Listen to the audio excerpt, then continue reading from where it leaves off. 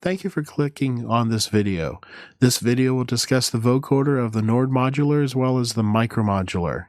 To edit and create a patch, you will also need the editor from Clavia. This demo is running on a Windows machine. The demo will discuss the vocoder module, what the different parts of it do. It will discuss how to create a very simple patch. It will discuss using a couple different microphones. And finally, we'll have some fun with a couple different patches and settings. The vocoder patch can be made with as few as 4 modules. I'm going to run you through with setting up one with 5 modules just for demo purposes. We'll need to start with a new patch, and in the in and out tab, click the in and out tab, and you'll need a microphone input. And you'll need somewhere to send that signal, so you'll need an output as well. You'll need something to provide sound for the carrier of the vocoder. I'm going to click a oscillator A1 as well as a noise source, just to be used as an example. And the vocoder module is under the filter tab, and there is the module. I'll put that down a little bit. To connect the module, you'll need to run the microphone in here, which is the modulator input of the vocoder. You will need to run a signal into the carrier input, which is over here. And for this, right now, we're going to be running the oscillator. And this is the output going into the output of the Nord. I'm going to pan my the narrative part of this, over to the right-hand channel, and soon you will be hearing the vocoder portion on the left-hand side. As you can hear, there's something over there, and the patch is rather simple. It only plays the last note of the keyboard. There's no ADSR, there's nothing being shut down, there's no gate being used. It's just vocoding the last pitch of the keyboard. The vocoder likes sounds that are rich in the carrier, and by default, when you pull out an oscillator, it starts off with a sine wave. I'm going to switch this waveform to the a sawtooth.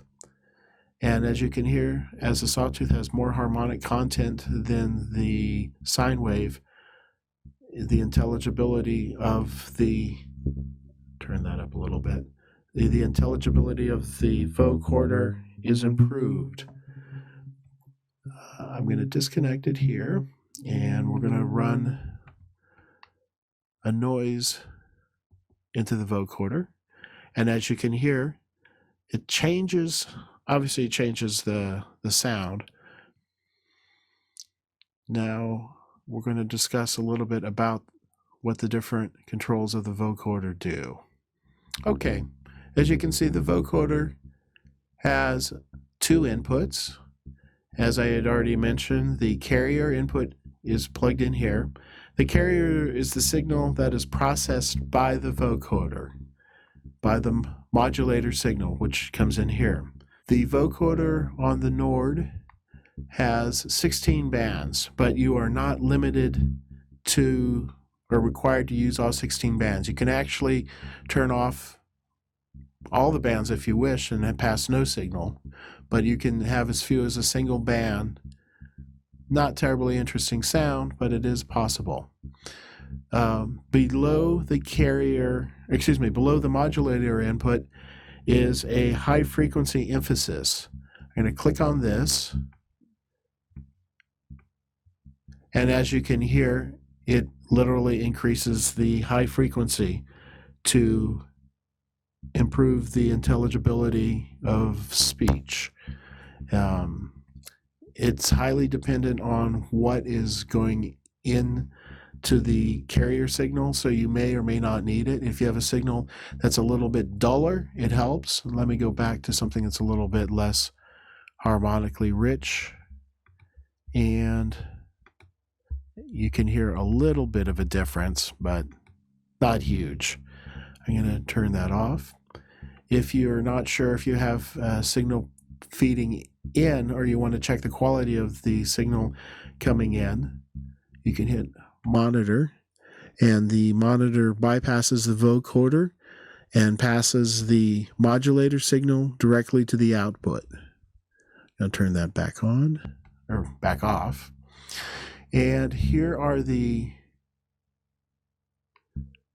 16 bands of the bank, the modulator bank, and below it are the synth signal and how it's broken up into the 16. What is happening is this frequency comes in here and it's passed directly on to the envelope of that of the same frequency.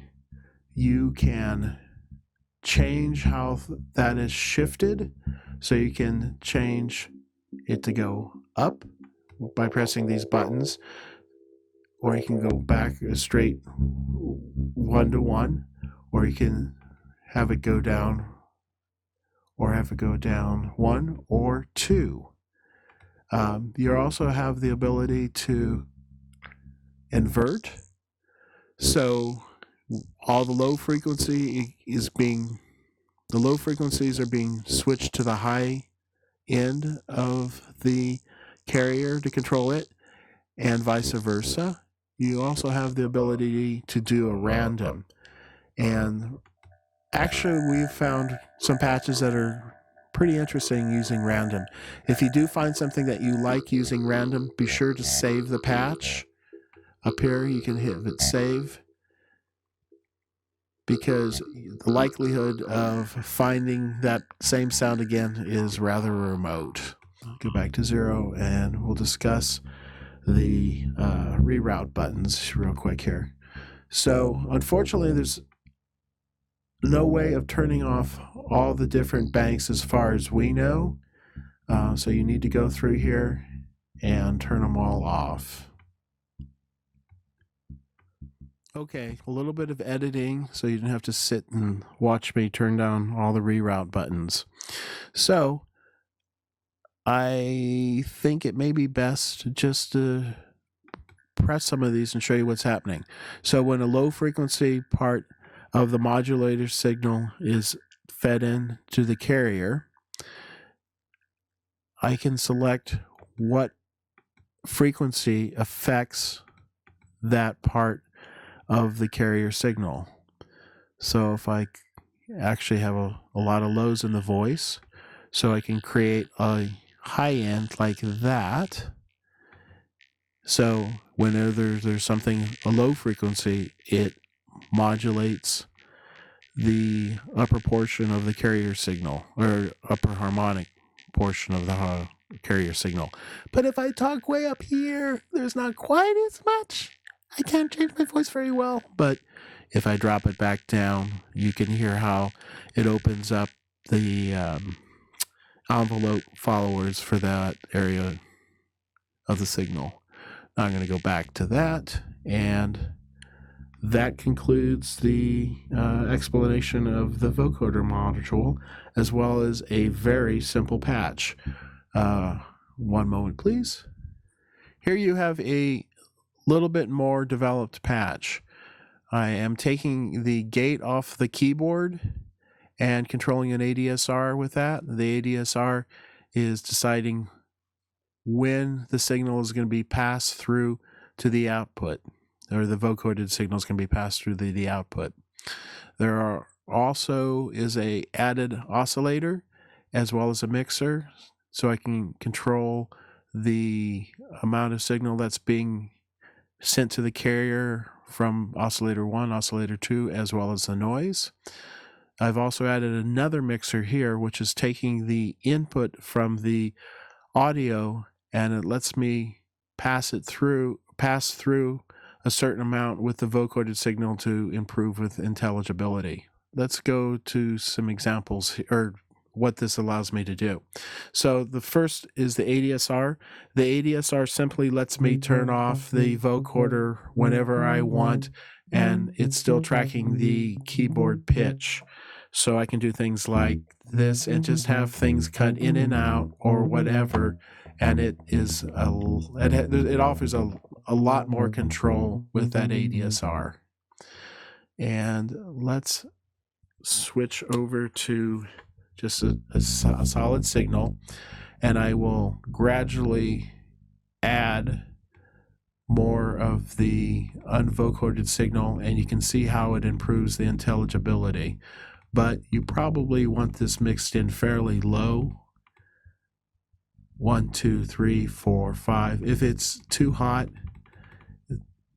there's not, yes, the signal can be understood, but we find it a lot less interesting. So I'm going to drop that down here.